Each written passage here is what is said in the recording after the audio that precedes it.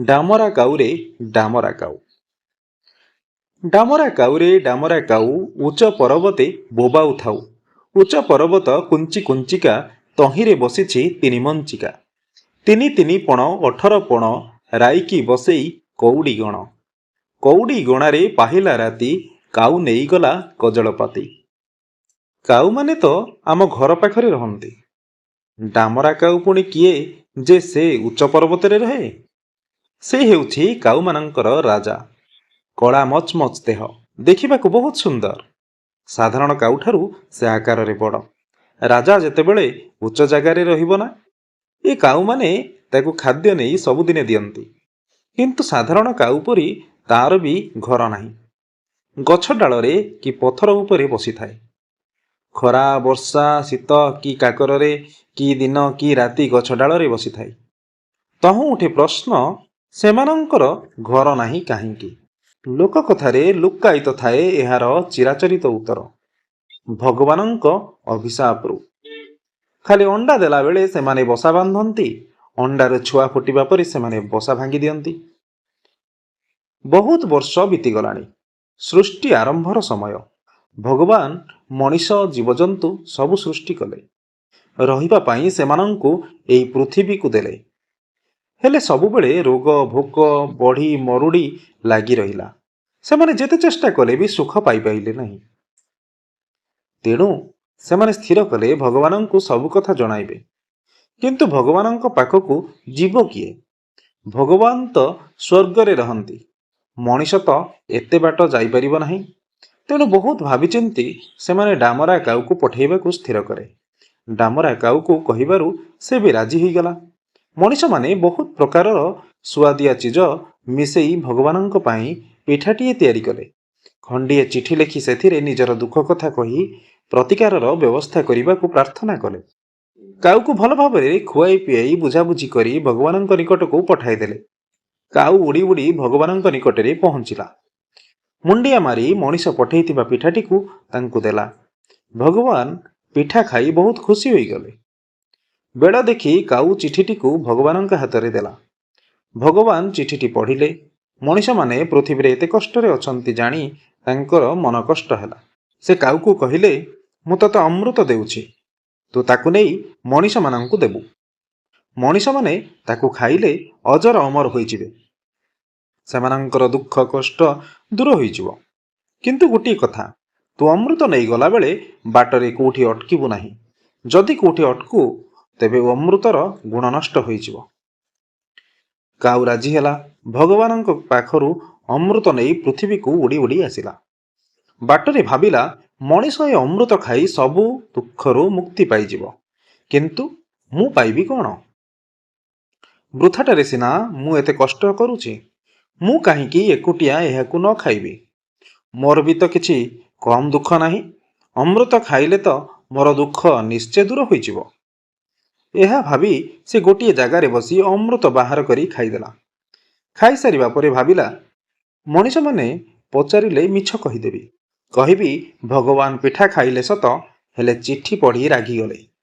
କହିଲେ ମଣିଷକୁ ସୁଖ ଦେବା ମୋର କାମ ନୁହେଁ। ସେମାନେ ନିଜ ସୁଖ ନିଜେ ଖୋଜି ପାଆନ୍ତୁ। କାଉ ପୃଥିବୀକୁ ଫେରିଆସିଲା। ମଣିଷମାନେ ତା ପାଖରୁ ଭଗବାନଙ୍କ ରାଗ ବିଷୟରେ ଶୁଣି ବହୁତ ମନକଷ୍ଟ କଲେ ଓ ଭାଗ୍ୟକୁ ଆଦରି ପଡ଼ି ରହିଲେ। କିଛି ଦିନ ପରେ ଭଗବାନ ପୃଥିବୀକୁ ଆସିଲେ ଦେଖିବା ପାଇଁ ଯେ ଅମୃତ ଖାଇବା ପରେ ମଣିଷମାନେ କେମିତି ଅଛନ୍ତି। କିନ୍ତୁ ମଣିଷ ପୂର୍ବ ପରି ଦୁଃଖରେ ଥିବା ଦେଖି ସେ ଆଶ୍ଚର୍ଯ୍ୟ ହେଲେ। ପଚାରିବାରୁ ସେମାନେ ଭଗବାନଙ୍କୁ କାଉ କହିଥିବା କଥା ସବୁ କହିଲେ। ମଣିଷମାନଙ୍କ କଥା ଶୁଣି ଭଗବାନ ରାଗିଗଲେ ଓ କାଉକୁ ଡକେଇ ପଠାଇଲେ। ଭଗବାନ ପୃଥିବୀକୁ ଆସିଛନ୍ତି ଶୁଣି କାଉର ହାଲୁକ ଶୁଖିଗଲା। ସେ ଜାଣିପାରିଲା ଯେତେ ବଡ଼ ଅପରାଧ ସେ କରିଛି ତା ତୁଳନାରେ ଯେତେ ଦଣ୍ଡ ଦେଲେ ବି ତାହା କମ୍ ହେବ। ଲୁଚିଲେ ବି କୋଉଠି ଲୁଚିବ?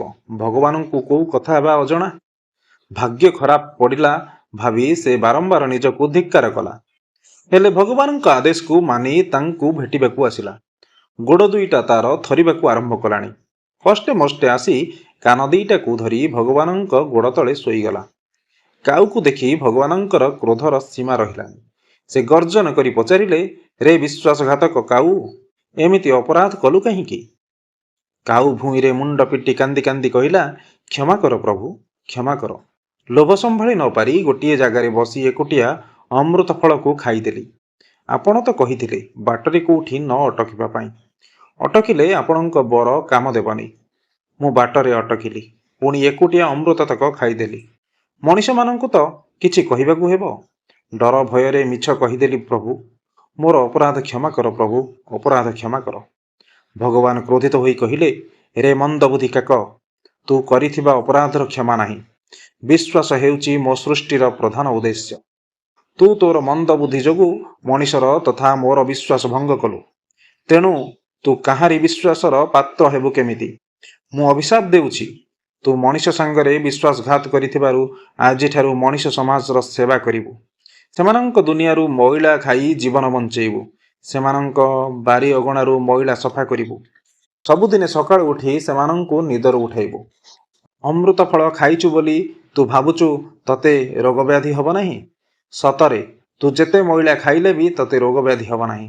ତୁ ଲୁଚେଇ ଚୋରେଇ ଏକୁଟିଆ ଖାଇବାର ପାପ ଯୋଗୁଁ ଏଣିକି ତୁ ଖାଇବା ପାଇଁ ଯାହା ପାଇବୁ ତୋ ଜାତି ଭାଇଙ୍କୁ ଡାକି ଏକାଠି ଖାଇବୁ। ତୁ ମୋର ବିଶ୍ୱାସ ଭଙ୍ଗ କରିଛୁ ବୋଲି ତତେ ଠାଁ ମିଳିବନି। ତୋର ଘର ଦ୍ୱାର କିଛି ରହିବନି। ଖରା ବର୍ଷା ଶୀତ ଓ କାକରରେ ଗଛ ଡାଳରେ ବସି ରାତି ବିତେଇବୁ। ଅଜର ଅମର ହେଇ ରହିବା କଥା ଦୂରେ ଥାଉ, ନିଦରେ 10 ଥର ଗଛ ଡାଳରୁ ତଳକୁ ଖସି ପଡ଼ିବୁ। କାଉ କାନ୍ଦି କାନ୍ଦି କହିଲା, ପ୍ରଭୁ, ଘର ନଥିଲେ ମୋର ବଂଶବୃଦ୍ଧି କେମିତି ହେବ? ମୋର ବାଳୁତ ପିଲାଏ ରହିବେ କୋଉଠି? ମୋ ଅପରାଧ ପାଇଁ ସେମାନେ କ'ଣ ପାଇଁ ଦଣ୍ଡ ଭୋଗିବେ? ଭଗବାନ କହିଲେ, ଠିକ୍ ଅଛି, କେବଳ ଅଣ୍ଡା ଦେଲାବେଳେ ତୁ ବସା ତିଆରି କରିବୁ। ଅଣ୍ଡା ଫୁଟି ଛୁଆମାନେ ଟିକିଏ ବଡ଼ ହୋଇଗଲେ ତୋର ବସା ଭାଙ୍ଗିଯିବ। ହେଲେ ତୋ ବସାରେ ଖାଲି ତୋ ଛୁଆ ରହିବେ ନାହିଁ। ଦେଖ, କୋଇଲି କେମିତି ବିନା ସ୍ୱାର୍ଥରେ ଗୀତ ଗାଇ ମଣିଷର ମନ ଖୁସି କରୁଛି। ପିଲାଙ୍କ ହେଫାଜତ କରିବାକୁ ତାର ସମୟ ନାହିଁ। ତେଣୁ କୋଇଲି ଆଜିଠାରୁ ତୋ ବସାରେ ଅଣ୍ଡା ଦେବ।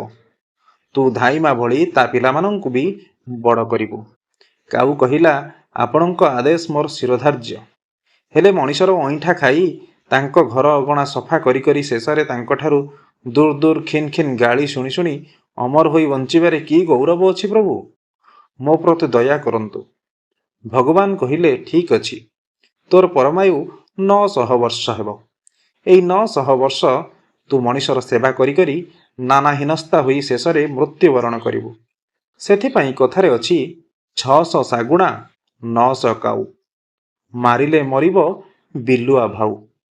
କାହାଣୀଟିକୁ ଶେଷ ପର୍ଯ୍ୟନ୍ତ ଶୁଣିଥିବାରୁ ଆପଣମାନଙ୍କୁ ଅଶେଷ ଅଶେଷ ଧନ୍ୟବାଦ।